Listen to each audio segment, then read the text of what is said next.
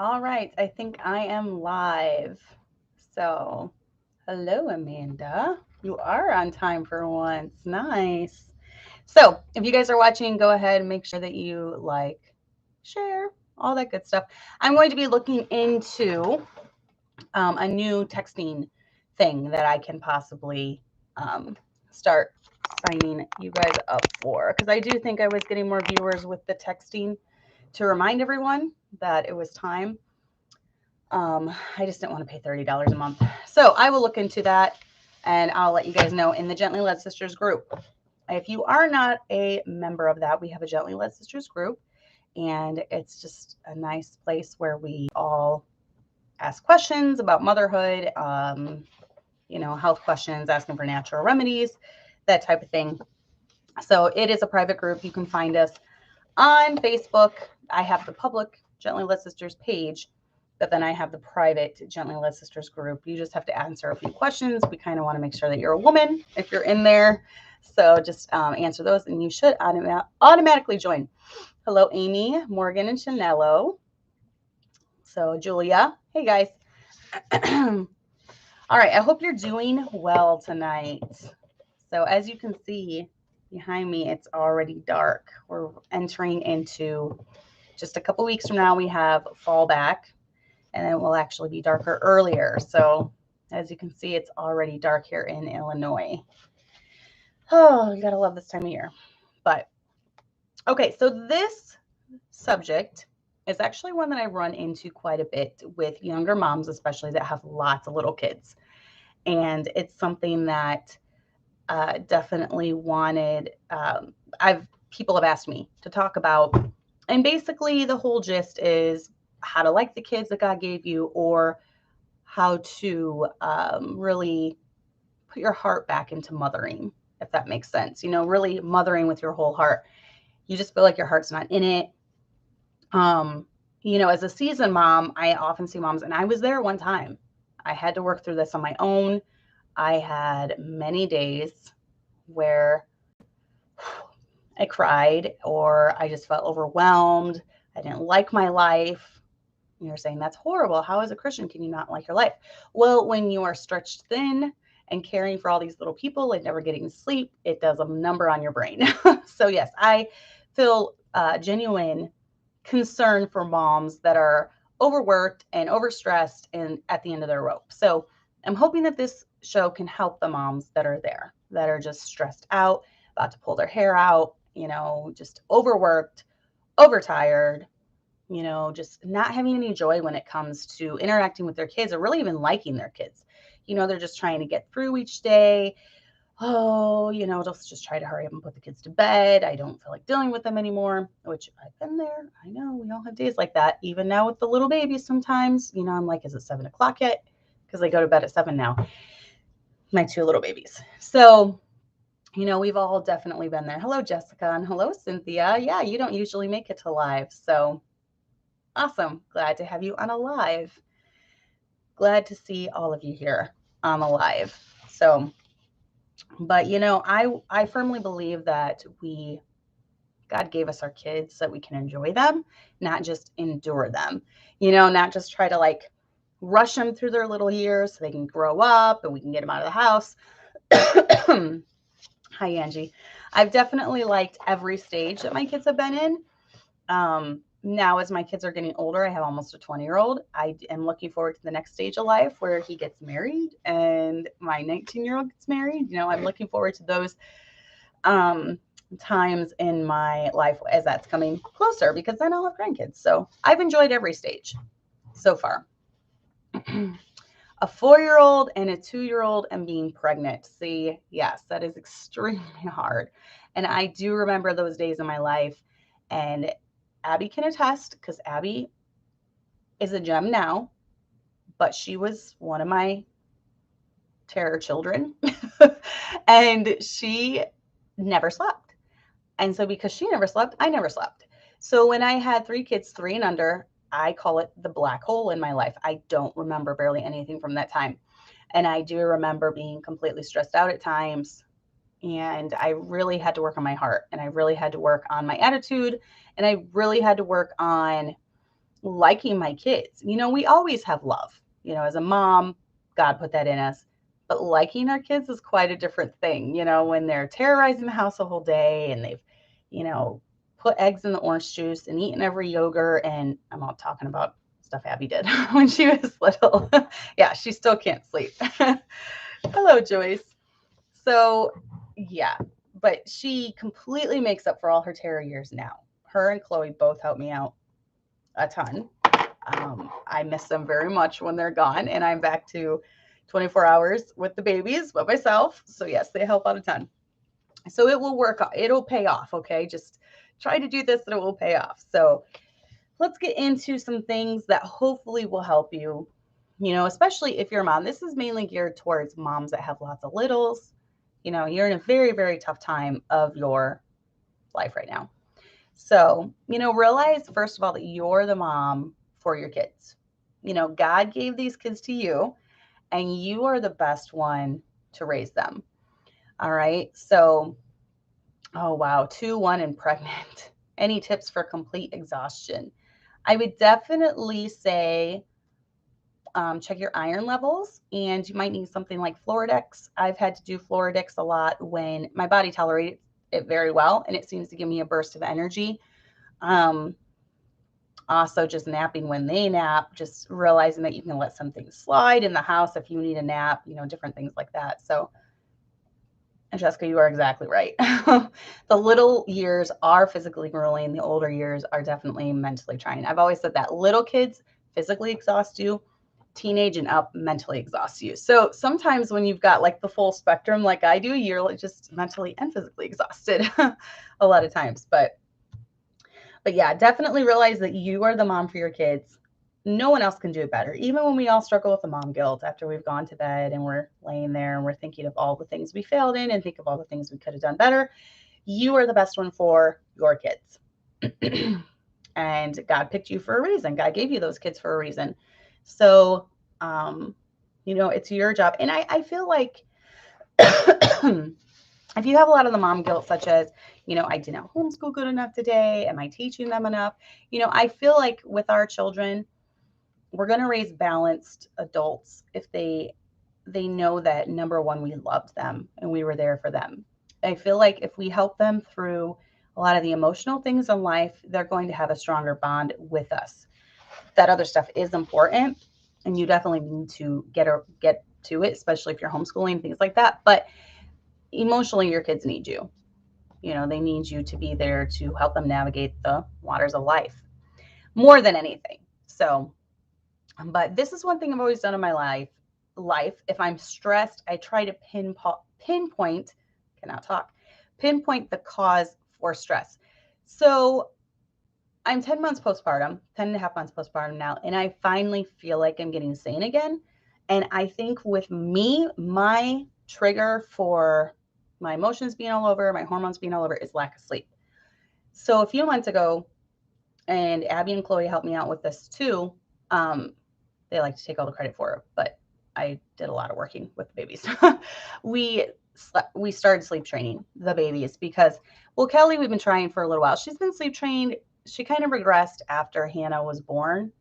So she did regress a little bit after Hannah was born. So we've been hammering it in for the last 2 or 3 months. So we've been sleep training those two, and we finally have it to the point where they are both sleep trained completely. With Hannah, just the last couple of weeks, it finally clicked, and we can lay her down for a nap, lay her down with her passy, and she goes to sleep. No problem. Same with Kelly. We established a routine. So this is what I did to try to sleep train. With Kelly, she has to have a routine. First of all, she has to know I'm not going to give in. And when she was 2.5, she knew what was going on. She knew she was supposed to be taking a nap, and there's a lot of temper tantrums, and we just worked through those. We didn't give in when it came to giving her a nap. Number 2, we established a routine. What we do with Kelly is we read her a book. She gets to pick out a book, and then we sing. Usually, You Are My Sunshine. That's her song she picks. Sometimes I'll pull it up on YouTube, a very gentle lullaby, and she will listen to that. So And then after that, I give her a kiss and I tell her it's time to take a nap. Now, today she did try to fight it a little bit. And I told her, I said, nope, I did my part. I read you the book. I sang you the song. You're going to sleep. And then I left and she fell asleep and took a nap. With Hannah, we gradually kind of did it. We started out where when she first went into her pack and play, it was very tough. She did not like it. She hated it. She was used to co-sleeping with me. So we didn't really do the full-on cry out method, but we would let her cry a little bit. And then when I first started it, I would go in there and I'd pat her back. And I would pat her back till she fell asleep. Then we did rock her a lot to sleep. But then it just got to the point where even that was taking too long to get her to sleep. So we kind of did like, we would let her cry a little. We'd go back in there, let her know we were there. Sometimes we'd sit in there so she knew we were close by. And then eventually she just started falling asleep. Well, now she's at the point where she likes her bed. So we pretty much just have to lay her down and we can leave and she falls asleep. And that for me has helped my mental sanity so much. And kids need their sleep. I really believe that 90% of behavioral problems in kids are from lack of sleep. If you have, 2, 3, 4-year-olds staying up till midnight, that is not good. They're not getting enough sleep. Their brains are developing at a very rapid rate and they need their sleep. In fact, I think there is a sleep chart that you can look up online, but when you've got like 2 and under, they need like 12 hours of sleep a night. They need a ton of sleep. So you're really doing an injustice if you're letting them stay up even to 10, 11, 12, and they're getting maybe 7, 8 hours of sleep. Well, the whole next day, they're going to be crabby. Their sleep schedule is going to be off. They're going to be throwing fits. They're going to be crying. I've seen it so much. Well-rested kids, I'm speaking from experience with my own kids. Well-rested kids are better behaved kids. That's just, so I'm a firm believer in sleep training. I'm a firm believer in getting them on a schedule. I'm a firm believer in, just regular training your kids. If they're constantly throwing fits and stressing you out, eliminate that stress by training them not to throw fits. If you can't go into a store because they're throwing stuff in the cart and they're throwing themselves on the floor and screaming and they're, whatever, then you need to nip that in the bud and figure out a way where you can have pleasant shopping experiences. So, amen, Joyce. I agree. I am better behaved when I have enough sleep as well. Yes, especially mentally, for sure.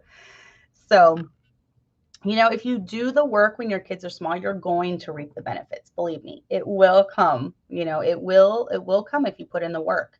So it's very, very tough when they're younger.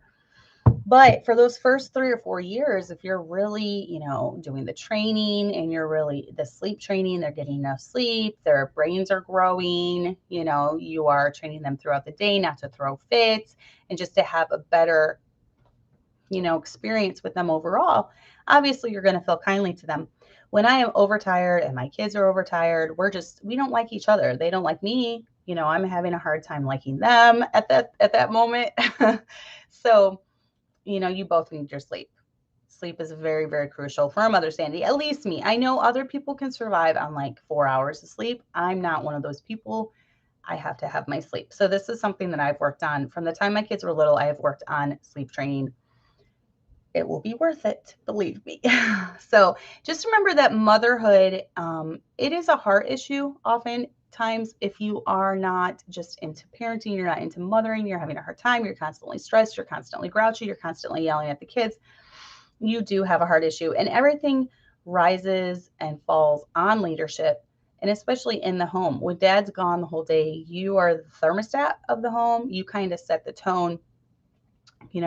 If all your kids are having a bad day, you can kind of try to turn it around.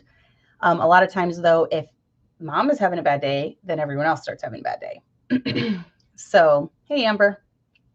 So definitely keep that in mind, that you are the thermostat in the home and everything rises and falls on your leadership because you are the leader when your husband's gone. So, just remember that motherhood is not for the selfish. Motherhood is the nittiest grittiest thing I have ever done in my life. And I used to think that I had, a lot of patience, and then I had kids And I used to think I didn't have a temper, and then I had kids. And I used to think I had no anger issues, and then I had kids. And I used to think that I was long suffering, and then I had kids. And I used to think that nothing could faze me, and then I had kids.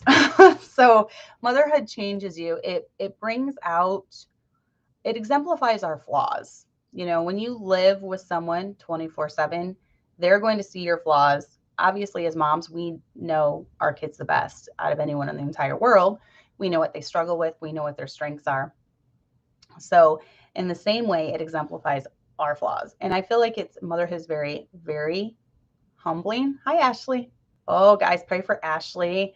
She is getting so close to having her baby. I'm so excited for her. I don't not asked her if she even wants to come on here, but I would love for her to tell her story sometime to all of you. I think you would really, really love it. It's a very, very good story. So I'm super excited for her. Pray for her this week. So I think this week she will be holding the baby in her arms. So super excited. But anyways, yeah, just so she has been a nanny, so she kind of understands a lot of this stuff. But I think it's even more different when you don't get to leave your nanny kids. You're with that baby 24/7. So it pushes you to an extreme that you have never known. But I also, on the flip side, all those things that I thought I had, and then I had kids, I thought I knew what love was. And then I had kids, and I realized I didn't know what love was. I thought I knew what selflessness was, but then I had kids, and I really found out what selflessness was.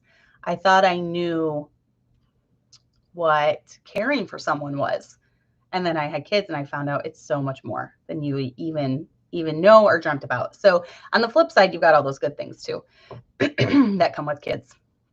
But we often see our own flaws coming out in our kids. I have a couple that are cookie cutters of me. And when I see that stubbornness coming out, I'm like, oh boy, there I am. When I see that sassiness coming out, I'm like, oh boy, there's me again. When I see that spitfire coming out, I'm like, yep, there's Cassandra. So they are often mirrors of ourselves. But definitely lead by example. If you want a calm household, be calm. My best friend is so good at this. I've never really seen her ruffled or raise her voice or yell at her kids. It's amazing. My personality, I have to work on it a lot more. But this goes back to being the thermostat in the home.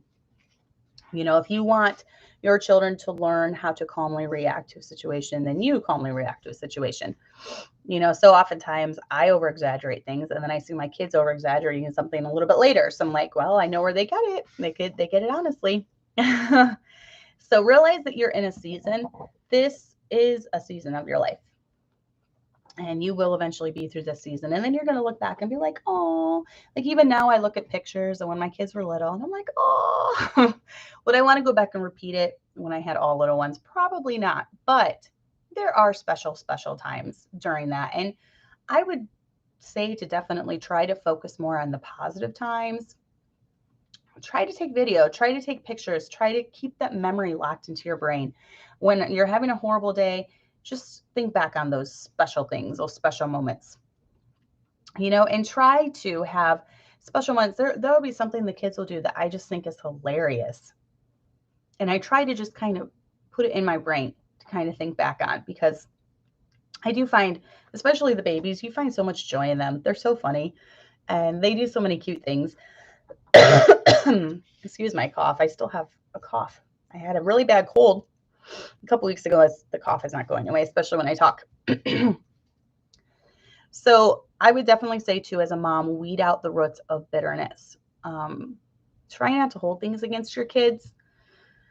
You know, maybe there was a really bad day. There was a lot of temper tantrums, and you know, maybe your kids are a little bit older and things were said from both of you that weren't good. You know, do your part to apologize and move on, but don't hold it against them either.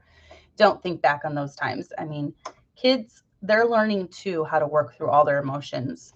And if you constantly are shutting down kids from ever expressing their anger or their sadness or You know, you want to raise kids that are able to express what they're feeling.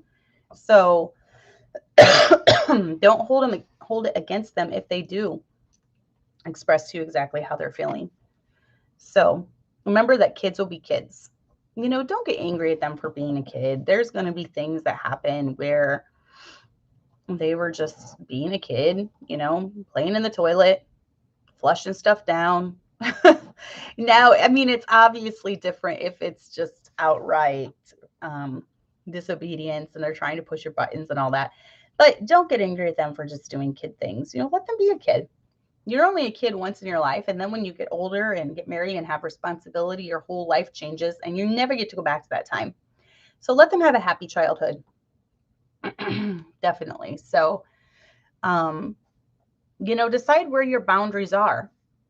And kids do need boundaries. You know, let them be a kid, like I said. But then there are things that kids do need boundaries in their lives. So have some hard rules in your house. Okay, this is a boundary. We don't allow biting. So, you know, and have the same punishment for when they break that rule. I really feel like the biggest key to just having a home that runs peacefully and successfully is establishing routine and order in your children's lives, you know, and that comes with a set schedule, that comes with um, a lot of different things, but, you know, just having established order in your kids' lives, because when the house is out of order, it kind of manifests itself in the kids' behavior. If you have a well-ordered house, I've noticed it even in our life when we have just a super crazy couple weeks, you know, the behavior starts to slip. So kids need a routine. They need, you know, definitely order in their lives, but then have established rules and enforce them. You know, accept that you're going to be tired, but you're going to rest soon enough. So you will be tired for a long time. I'm sure Joyce is finding out just how tired motherhood really is. It's crazy too, the amount of sleep. When you have a newborn, you can literally live off of like 2 hours of sleep a night. It's insane. I know a lot of you read the blog post that I wrote about when breastfeeding is hard and kind of what I went through in the early days. But literally some nights I would be up the entire night. And then I had all my kids. I couldn't really sleep the rest of the next day. I had to be up the whole rest day too. And I was literally getting some nights 2 hours of sleep, even according to my Fitbit. It was insane. You can't go on like that forever. Just realize when you have a newborn, obviously it's going to be that way for a little bit, but you can't go on that way forever.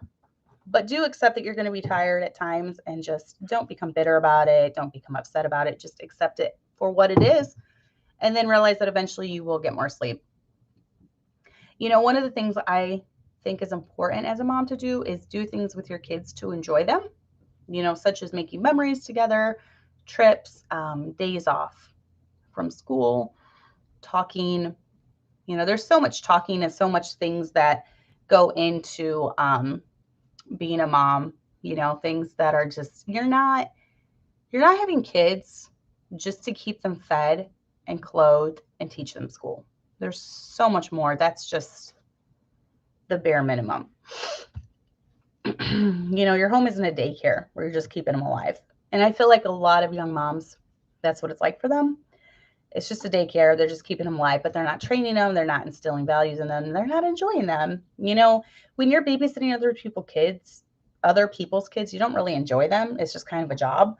And I feel that's kind of how it is for some moms. They're not really enjoying it. It's just kind of their job. They feel like they're stuck. They feel like they have to. Well, when you're really enjoying and investing in your kids, then you don't look at it as, oh, I have to get through today. This is just my job. You know, I'm a mom. That's my job. No, you're actually looking for little gems of memories throughout the day. You're thinking of ways that you can go have fun with them. You're thinking of different things you can do with them. Maybe it's taking them to a park. Maybe it's taking them on a walk. Maybe it's jumping on the trampoline with them. It doesn't have to be anything really big. It's just spending time and enjoying them, putting aside the work of the house and just enjoying the kids that God has given you.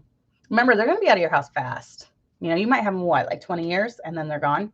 20 years, if they live to be 80, you know, that's only, a fourth of their life.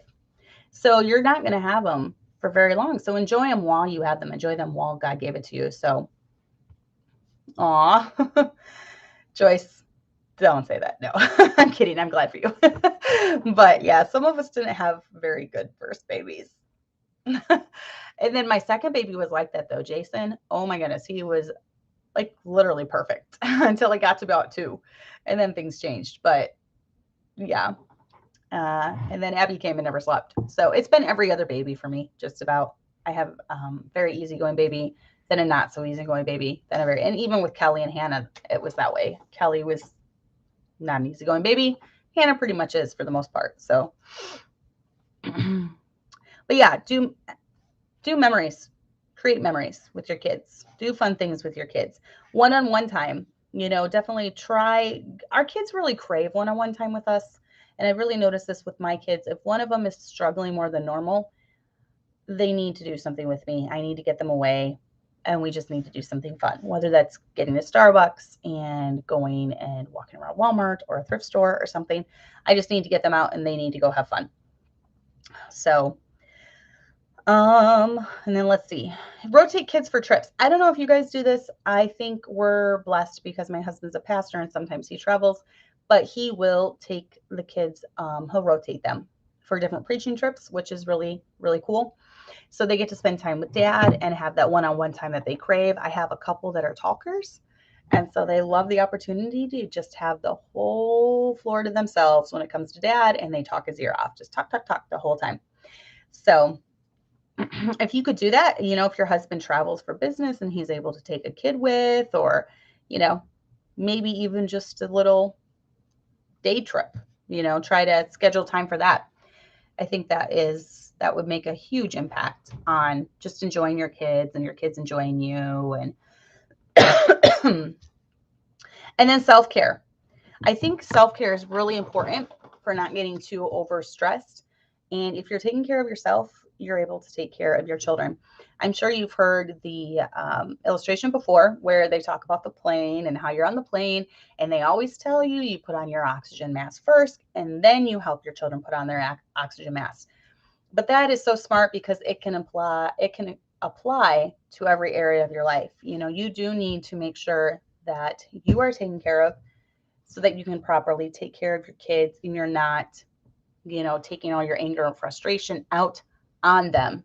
So if you're at peace with yourself, your kids are going to be at peace with you as well. Dates, with your husband. I'm a firm believer in this. I have said it many times on this show that I think you need to have dates. If you are near someone that is trusted, that could watch your kids for a couple hours, leave them and go on a date for a couple hours. Whether that's family. Back when my kids were real little, we lived pretty close to my in-laws, and anytime we needed a date, they would watch them, which is really nice. Just a few hours. We tried to go on monthly dates back then. Now we're to weekly dates, but I have a ton of babysitters in my home, so I can leave my littles with my older kids. But that is one thing that I'm very picky about. And I do believe that the kids need to see that you are taking care of your marriage, and then that helps them feel more secure too. We'll talk about more of that at the end. But time for yourself, whether that's your husband's watching them at home and you run to the grocery store.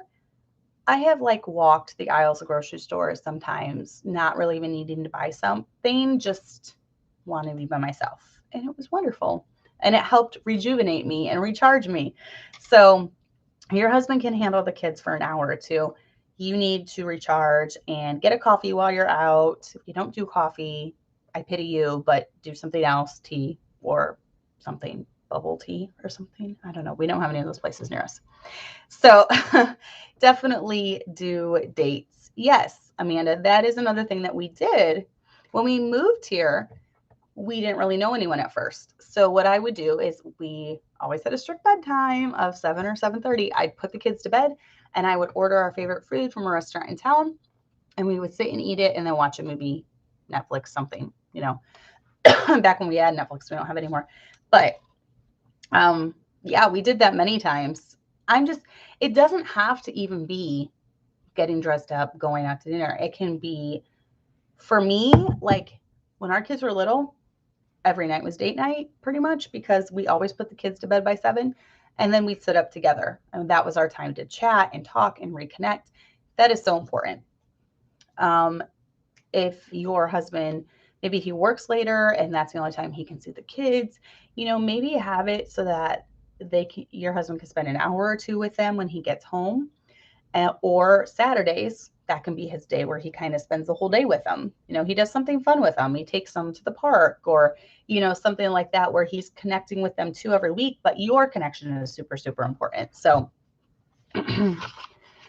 I agree, Jessica. Yeah. Sometimes a phone call with a close friend can boost your day to have adult talk and laugh. Yes. My mode of communication, my preferred way to communicate is through texting, because then I'm still present in the home where I'm not off in a room by myself, but I am also communicating, venting, getting encouraged, whatever, through texting. So, and then let's see.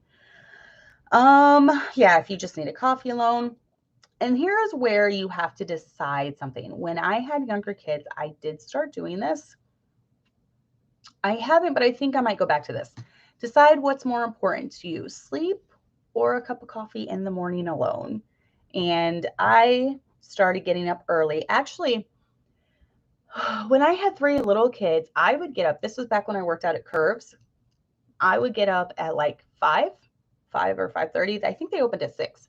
So I'd get up like 5 or 5:30, and my husband would watch the kids while I went to Curves and worked out. And then I'd be back by 7, and then he would get ready and go to work.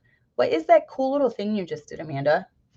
I have never seen that before. Did you just give $2? Let me see. Oh, that's cool. I've never seen that thing before. She did a cute little fox or puppy dog or something. I don't know what that is. She wanted to be obnoxious. That's funny. I didn't even know you could do that on this channel. See, there's so much more at this channel, like I don't even know, and I haven't figured it out, but she just did something cool. Mrs. Schwartz says, hey, all, I'm in the trenches of motherhood with a 2-month-old and a 2-year-old, and I'm struggling. And to make it even more stressful, my husband is being forced to take the vaccine at his work. Oh, I'm sorry. That is really, really tough. And that's going to be a decision that many of you are facing over the next, I shouldn't have said that. I should have said the word jab. I'm going to get censored. That is something that you guys are all going to be facing over the next few months. And I would definitely watch the documentary COVID Land. It kind of puts together all the stuff that we've been going through for the last year and a half. The next one I'm excited about, it's the mask. Those of you who know me know how I feel about the mask, so I'm super excited about that. But I will definitely be praying. That is, yes, Canada does. You are correct. You are correct on that. Canada is going to send that preacher away for like 4 years or something, just because he continued to hold church. And I don't know anything about what he teaches, but just the fact that they are imprisoning a pastor is cause for alarm. And I would be very scared. Because it's going to take away religious freedom for all, if you guys even had any to begin with. I have many Canadian friends. So yeah, I feel for you guys. That really, really stinks. Yes, and you described it well. You are in the trenches of motherhood. And you also, with a 2-month-old, you are going through all the postpartum hormones. Like I said, Hannah's 10.5 months old. I finally have her sleeping through the night, and I just now feel like I'm coming out of it. I just feel like my sanity is returning. My hormones are still a little messed up. I started this new supplement, and if it works well, Janae from our church actually told me about it. If it works well, I'm going to post about it in the group. I wanted to give it about a month, though, to see if it really helps rebalance my hormones. It's actually called Rebalance, but it's a very affordable supplement that has a lot of different herbs in it that are supposed to help women with female problems and emotional things too. It has, I believe, St. John's wort is in it, which I've never gone on. So I'm taking that along with one other one that's supposed to help hormones and different things like that too. So I will let you know if that is a good brand, and I'll post about it in the Gently Led Sisters group with the link to it if it helps. So I didn't know that, Amanda. It's super chat. No one's ever donated on super chat. That's pretty cool. So yes, Canada is awful. I agree. And I'm sorry, definitely reach out if you're in that situation. You know, even Facebook helps, you know, making a post about it. And the Gently Led Sisters group, there's the phone. You know, making a post about it in there, you know, doing something like that. So it definitely helps to have someone to talk about. I was making sure no one had been trying to call me. It definitely helps to have someone to talk about too. So, and then, you know, if you have order in your house, it will lend to you being a peaceful mama. It's hard to feel peaceful, and it's hard to enjoy your kids when you're constantly stressed out and on edge and your house is pure chaos and there's just fights and screaming and the kids are breaking things. And if you have a lot of littles, have a time. I didn't even put this in my notes, but it just now came to me. This is what I used to do. First of all, naps. Very important. You know what I know. You know how I feel about sleep.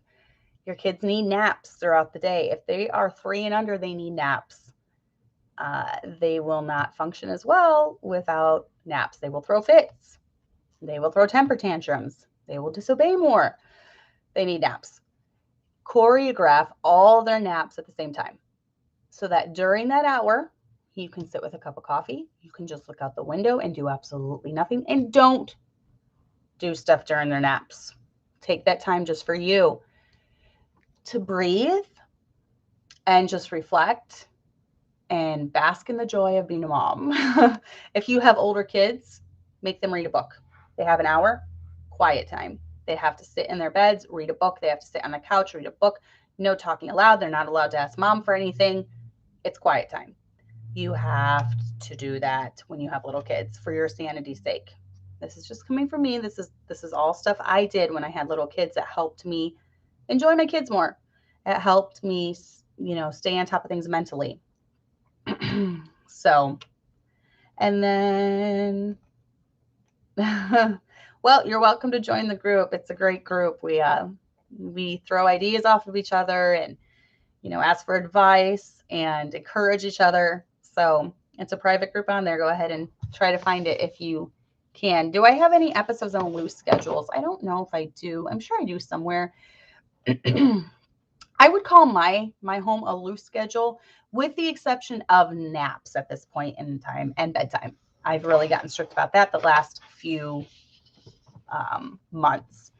But I do have a loose schedule. And when Mavis gets older and she's in school, it's going to be a lot easier to kind of keep a schedule, because we basically do the same thing every day and my kids basically know how it goes. I wouldn't worry too much about a schedule with Mavis being so little. I would focus on that sleep at this point, and that's about it. You know, as she gets older, and I mean, you know, eat your meals, you sleep. She's only 1. I wouldn't worry about, you know, having any other type of schedule other than that. You're doing really good on her sleep. So I think that's the most important thing. 90% of problems, I'm telling you, I'm a firm believer in this. Look it up, research lack of sleep in kids. 90% of the temper tantrums stem from lack of sleep. And now that I've gotten Kelly on a much better sleep schedule, she used to wake up multiple times a night screaming. She would not go down for a nap until, you know, 6 months ago. She's gotten a lot better overall. And when we're gone for the whole day, go for the whole week, her behavior regresses. So I definitely notice it in my own kids. Sundays are really tough on her because a lot of times we're here all day. But on the days when I can get her to take a nap on Sundays, it goes a lot smoother. So just remember that the days are long, but the years are short. That's a very famous saying, but it's very true. You know, breathe your kids in. I like to breathe my kids' necks, my little babies' necks and their hair. And there's just something magical about a baby and the baby smell. Ashley, you're about to find out. Nothing like it. There's just something magical about your baby. So, you know, laugh with them. I laugh at my kids all the time. They do funny things. Enjoy them, you know, laugh when they do funny things. Don't be annoyed with them all the time.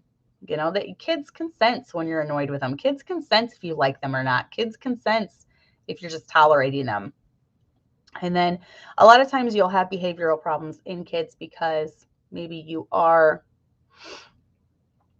annoyed with them and they can tell. And so they act out because they're acting out to get that negative attention because they're not getting that positive attention.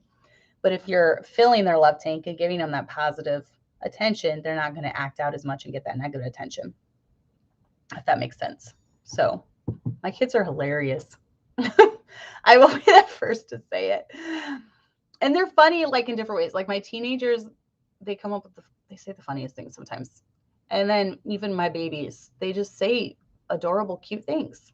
I have a video that I just took of Hannah was getting in the pantry, and that I try to video little things throughout the day.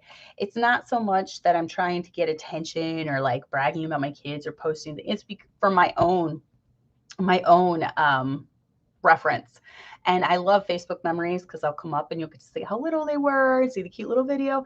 So I like to do that just so I have something to look back on. But Hannah was getting in the pantry today and Abby was telling her, no, Hannah. And she knows what no means. So she was like, ah, ah. She does this thing. And she was back talking to her. She was being sassy. It was so cute. At 10 and a half months, she's learned how to be sassy, even though she can't talk. So they do make the funniest faces. Enjoy that. Take tons of pictures. Always, keep that memory so that you can look back on it. So that is true. I think that's a human thing, and just think about times that you felt down and you felt discouraged in your own life.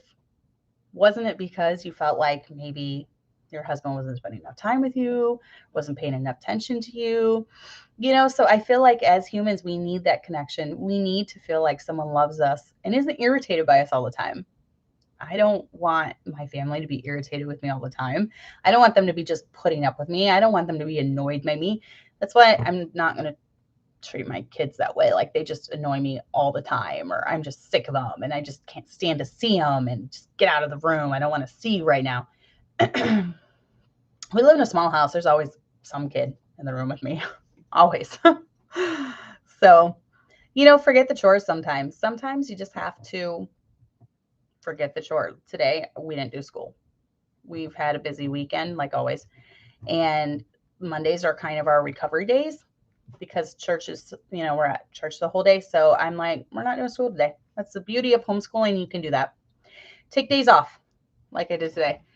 If you feel like you're about to lose it and it's just going to be a stressful day, just take the day off. It's not worth it. Your kids aren't going to remember the day off of school that they took, but they will remember if you just blow your top at every little thing that happens throughout the day. That's the memory that's going to stick with them. So take the day off, clean the house, get caught up on some of the things that are stressing you out. I noticed a lot of times when I get stressed out, it's because I'm behind on house things, whether that's laundry or cleaning. If you just take a half a day and get all that taken care of, then stress is gone and you can have peace in your life. So say I love you often. I love you was some of my kids' first things that they said. It's super cute.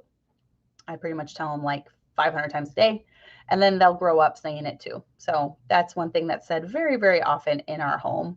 I want them to know that I love them no matter what. So yeah, when my laundry is way behind, I'm really stressed because the laundry has a way of piling up in my house, and that stresses me out badly. So I try to get caught up on that if I'm totally, yes, I love you. And that's how Kelly says it too. Mommy, I love you. And it's so cute too, because she'll just randomly say it. And we do this funny thing with her. When she says, Mommy, I love you, I'll say, I love you too. And she'll shake her head. She'll do it with me. She'll do, I love you too. And it's cute. You just have to see Kelly doing it. It's hilarious. Oh, that's sad, Joyce. Yes, definitely tell your baby you love her all the time. And she'll grow up saying it to you too. Shower them with affection, hugs, kisses, especially little ones. They need that physical touch. Obviously when they're a baby, you're wearing them, you're sleeping by them. They need that touch. And even when they get older, they need hugs. Abby's like almost 17 and she still likes having her back scratched and her arm rubbed and her hair played with. She loves physical touch like that. So, give it to them if that's what they need. So we all have our different love areas. If you want, do the love, what is it? The 5 love languages, do that with your kids.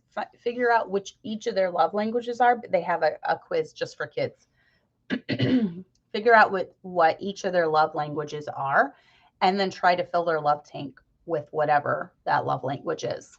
So exactly, KJV disciples, I agree. You know, kids are smart. They can tell if you like them or not. They're not stupid. They can tell if you're irritated. They can tell if you like them. If you're constantly irritated and annoyed with them, don't be surprised if when they grow up, they act the same way towards you. You know, kids kind of tend to give back what is given to them. So if they are, you know, met with annoyance and I just can't wait to get you to bed, you're being so annoying today, you know, as they get older, they're going to maybe feel that way about you. So be careful with that. Seek God first, and He will help you overcome all of the things in your life. He will help you overcome your selfishness and your temper and your insecurities and your failings. You know, God will help you overcome. With God, all things are possible. He can redefine you. He can mold your personality. Even if you weren't raised right and you really don't know where to start. You know, even if you had a bad past or, you know, no one ever trained you, you know, how to keep your temper under control. No one ever trained you how to take care of all these little people. We do have a natural instinct, but then I believe that's where, like friendships with older women, getting advice from older women, listening to shows like this. Obviously, I don't have the answer for everything, but I do have a few years of motherhood under my belt. So I can tell you where I failed, where I messed up, and where I'm trying to do better. You know, at least I can offer that. But your pastor's wife, go to her for advice. Most pastors' wives are in it. They've been in it for a while. They've been around people a lot. They've seen a lot of different situations, and maybe they can give you some advice to fit your situation. So pastors' wives have usually been saved for a little while. Sometimes they're second generation Christians, third generation Christians, and they know how they can help you. So, you know, seek for advice, seek for accountability. Maybe if you're really struggling in some certain area, say, I'm going to pray about it, but I want you to keep me accountable. I want you to check up on me and ask, how has the temper been lately? I want you to check up and ask, you know, have you been interacting with your kids lately? You know, be accountable to a really close friend. Friendships aren't there, you know, just to be, friendships are there for accountability and encouragement and helping you gain victory over certain things in your life. So, you know, take advantage of your friendships. And then lastly, don't forget your marriage. Obviously, we can't talk about the marriage when we're talking about a situation that's the home, right? Raising our kids and, you know, just liking the kids that God gave us because they're part of your husband too. Who do pastors' wives go to? Well, oh man, that's a whole different subject for another. I was actually just thinking about this before I started the show.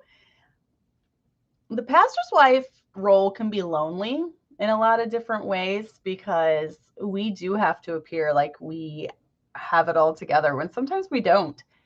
And we don't really have many that we can confide in if we're having a bad day. That's where you get a really good friend. And I thank God for the friends that He's placed in my life. And I thank God that I have people, that are women that I can vent to. And I know there's going to be no judgment. They're going to be like, oh, Cassandra, I am there with you. I thank God for the special people in my life. That's who I go to. I go to those special friends that are in my life. So get you some special friends. That's what you need to do. You need to get some special friends and, you know, friends that you can fully trust. You know, it will never go anywhere but between you and them. And you can vent that way. Yes, exactly, Amanda.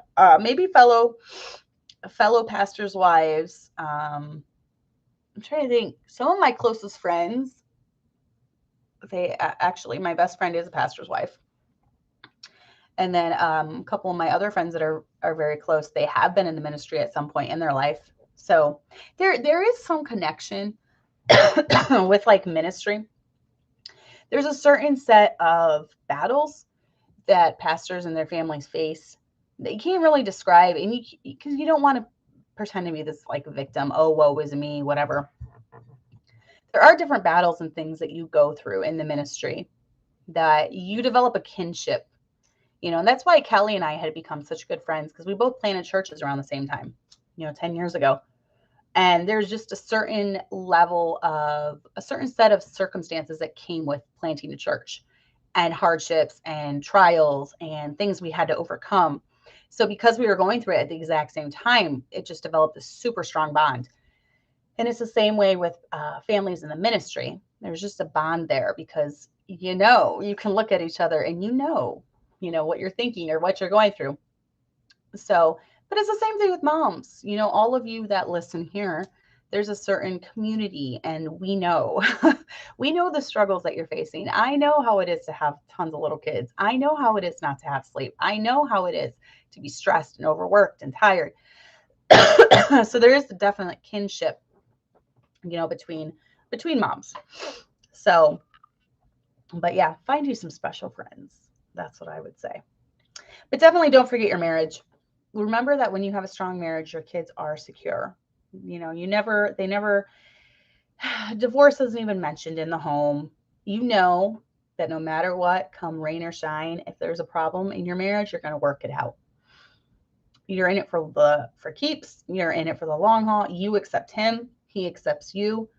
You work through problems. You work through the valleys. You work through the mountains. You're going to have mountains. You're going to have valleys. I've had mountains and I've had valleys. We go through dry spells in our marriage where it's like, okay, we need to rejuvenate this thing a little bit. So that's when we go away for a night. If you're married and you have kids, if you have a trusted family member that you can leave your kids overnight with, I highly encourage you to go away about every 6 months or so. Going away overnight with no distractions really helps fuel the romance, the bond between you. So I definitely encourage that, to go away about twice a year if you can, if you have a parent that can watch your kids that you trust or something. If not, just get an established bedtime and try to have that connection every evening. So, but yeah, take time for your husband for sure. You don't want to be so stressed out with your kids and so overworked and so tired that you have nothing left to give him. Remember, you two are going to be there for each other after the kids are gone. So your relationship needs to be stronger than even you and your kids' relationship. So you and your husband first, the kids second. I know it feels like you have to be everything for everyone. And believe me, I often feel this. A lot. And especially on weeks where maybe there's stuff going on at the church, and then I'm getting emails from different women in horrible situations, sometimes saying, what do I do? Can you give me advice? And then I feel like I have to be there for, I have to invest time in my husband. I have to invest time in my kids. And there's only 24 hours a day at home. I'm going to do this. And then, I've got to work on my relationship with the Lord, and I've got to do this. And it can be really overwhelming sometimes, but moment by moment, day by day, God will get you through it. God's not going to give you any more than you can handle.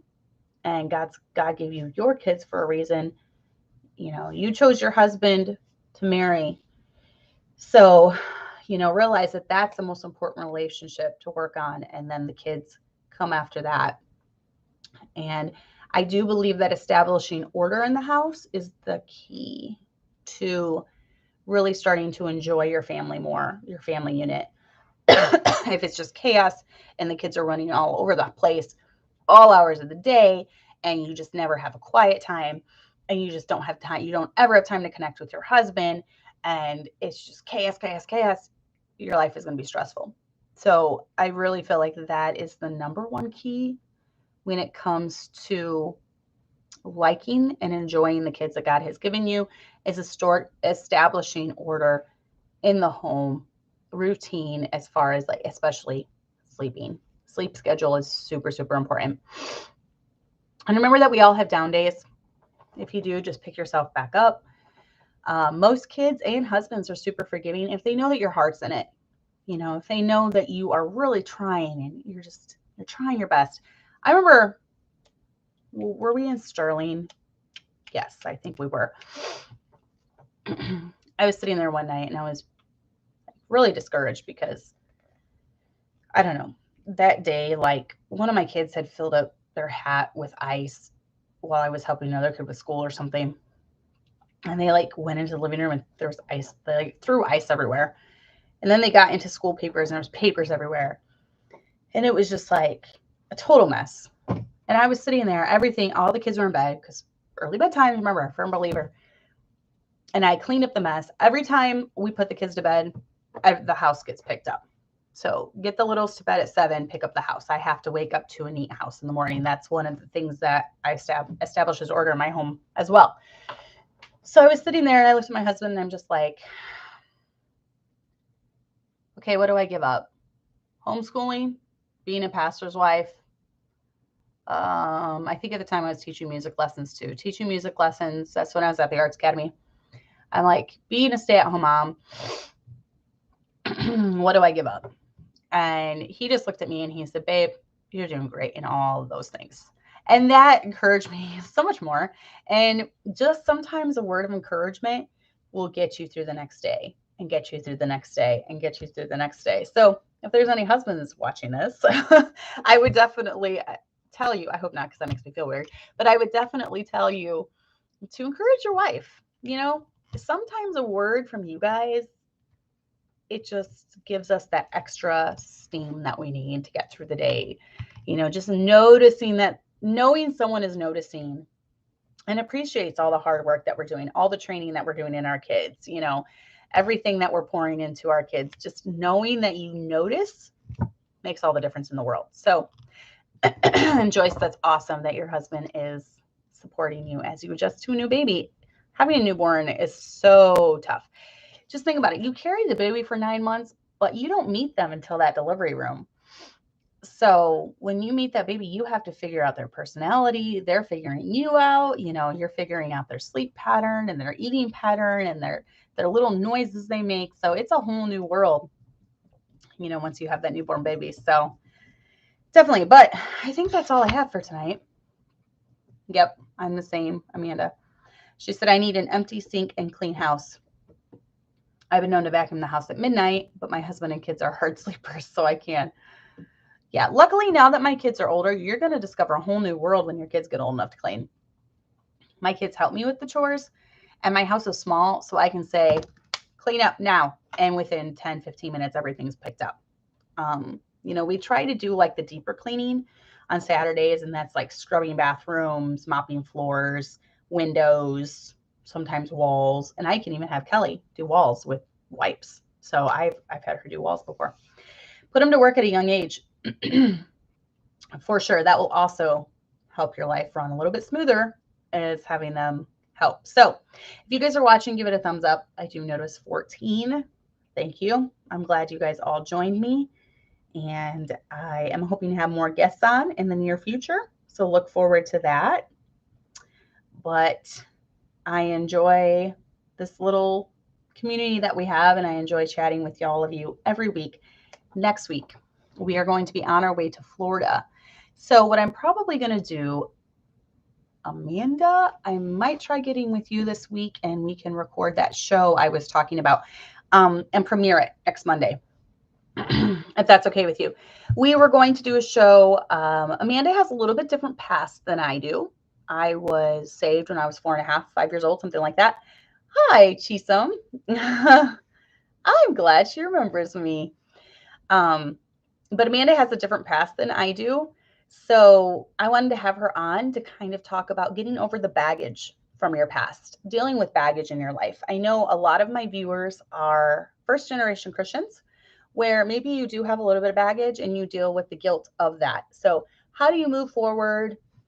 How do you move on? How do you get rid of the guilt from, just stuff in your past? So I might try to get with her this week and record that, and then we will premiere it next Monday. I'll try to join in wherever I'm at on the road. I'm hoping We will be in Florida by that time. We should be. We should be.